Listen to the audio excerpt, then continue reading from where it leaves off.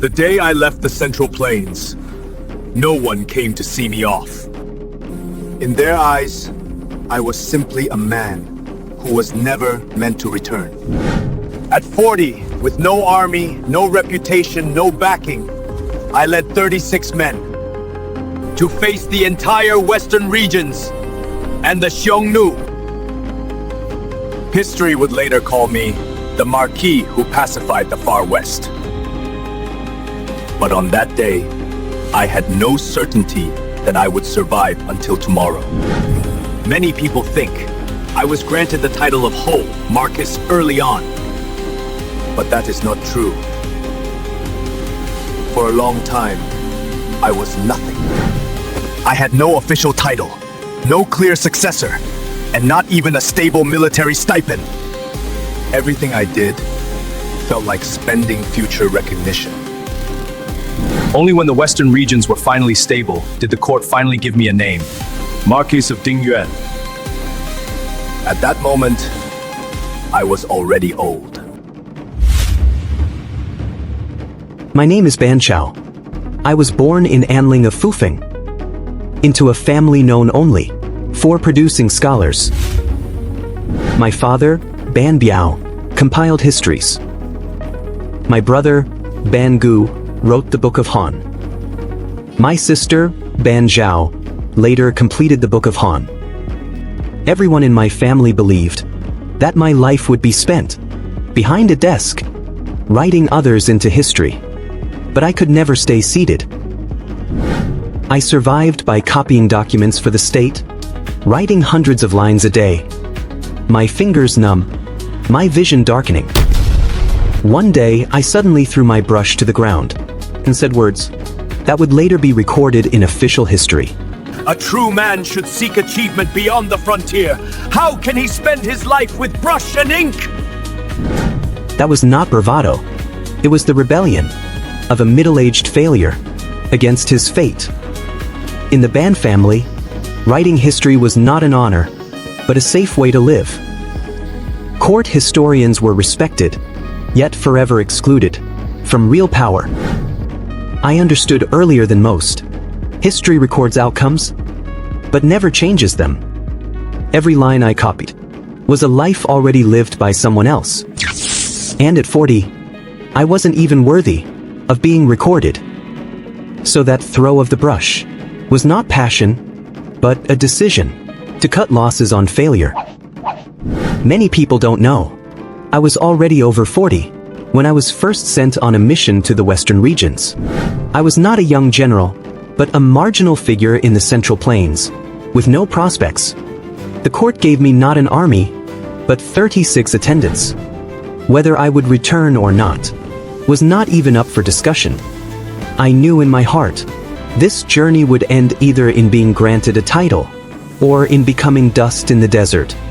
Before me, the Han dynasty had not truly controlled the western regions for many years. The Xiongnu repeatedly intervened, and the local kingdoms repeatedly sided with whoever was stronger. Many envoys died on the journey or at the dining table. So when I was sent, the real question was not what could I do, but whether this line in the western regions was worth risking once more. I was the gamble. As soon as I arrived in Shanshan, I sensed something was wrong. By day, the king greeted me with smiles. By night, Xiongnu envoys appeared frequently in the city. I understood this clearly. Once they chose the Xiongnu, my 36 men would not even have a chance to resist. So I made a decision to strike first.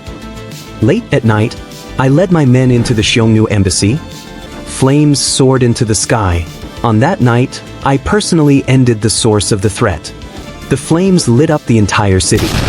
The next day, standing before the king of Shanshan, I said only one sentence. If you do not enter the tiger's den, how can you seize the tiger cub? It was not a proverb. It was a threat. From that moment on, everyone in the western regions knew. This Han envoy did not play by the rules. Had I negotiated, waited, and reported as usual, the outcome would have been certain. I would have been pushed out by the Xiongnu. This fire was not merely to eliminate the enemy. but to give the king of Shanshan a clear choice. Stand with me or side with the Xiongnu. Once the flames were lit, there was only one choice left. That night, the western regions began to understand what a Han envoy truly meant. We were not here merely to negotiate, we were here to redefine the rules. For the next 30 years, I scarcely slept soundly. When the troops were insufficient, I created false impressions. When tribes rebelled, I executed their leaders on the spot. When others hesitated, I was more ruthless than the Xiongnu. The rebellion of Shul was a true test. They thought I had grown old, and that the Han dynasty would no longer be angered over a single city or state. So, they killed the envoy I had sent. I did not send an army to besiege the city, nor did I write a letter to condemn them. I simply took a few dozen men, and went straight into the royal court. Before the banquet was over, I gave the order to end the rebels' rule.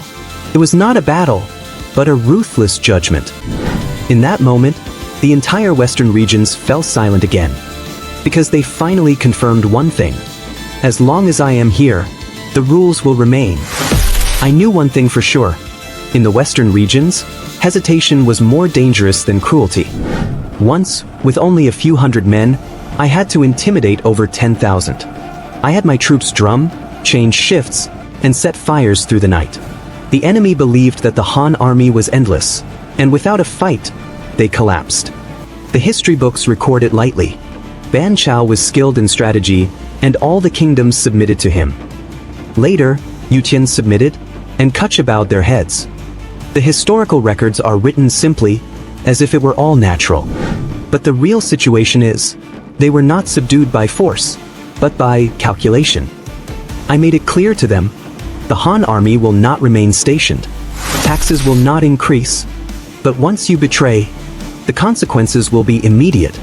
I gave them three things: safety, order, and a predictable future. In the western regions, these were more powerful than weapons. But no one writes that every time, I was gambling with my life. For a period of time, I was actually recalled to the Central Plains. It wasn't due to failure, but because of the hesitation from the court. Some believe that the situation in the western regions was stable, and there was no need to continue using an old general. But after I left, the situation immediately began to unravel. The various nations started testing, the Xiongnu drew closer again, and the old order quickly showed signs of collapse. That was when they realized I was not someone who could be easily replaced. So I was sent back to the western regions. That time, I had no ambition or grand words. I simply knew clearly, in this place, except for me, no one else could hold it down. The western regions were not a front line, but a long-standing power vacuum. Today they submit to you, but tomorrow they might submit to someone else. I stood for 30 years, not because I won more, but because I acted swiftly and made the cost clear. Betray once, and immediately pay the price.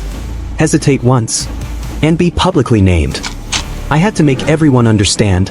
Follow me, and you'll be safe in the short term. Betray me, and the risk will immediately fall upon you. This was the only order they could understand. For many years, I never requested reinforcements from the imperial court. It wasn't that I didn't want to, but I knew I wouldn't get it.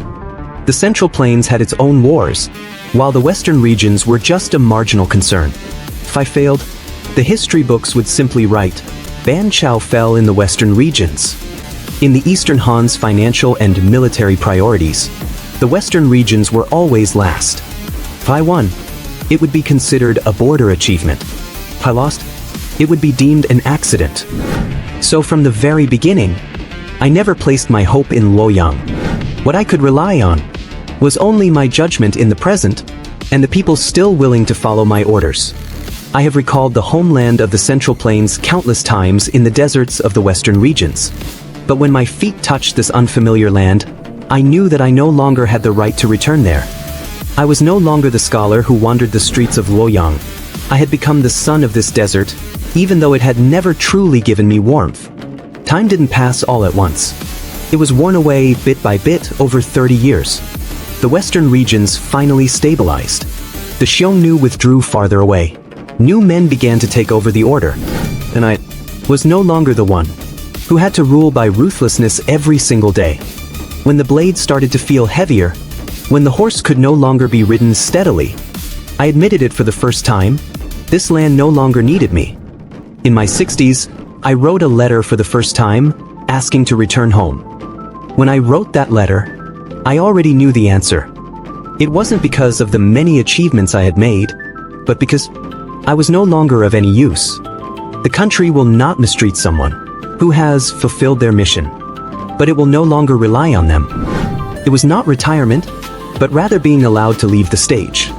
It wasn't a graceful retirement after success, but because I really couldn't hold on any longer. My teeth were loose, my hands trembled, and I could no longer grip the sword firmly. When I returned to Luoyang, everyone respectfully offered titles and rewards, but I knew that was merely the courtesy given to someone still alive. What truly belonged to me had long been buried in the sands of the western regions.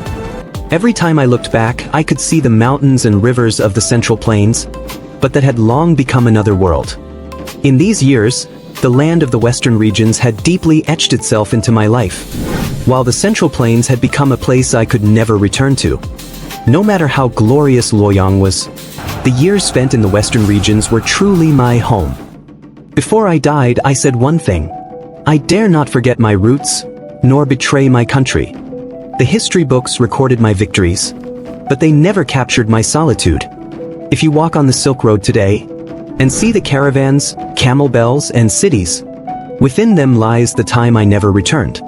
On every inch of land in the western regions, there are traces of my footsteps, but I know those footsteps will never return to the Central Plains.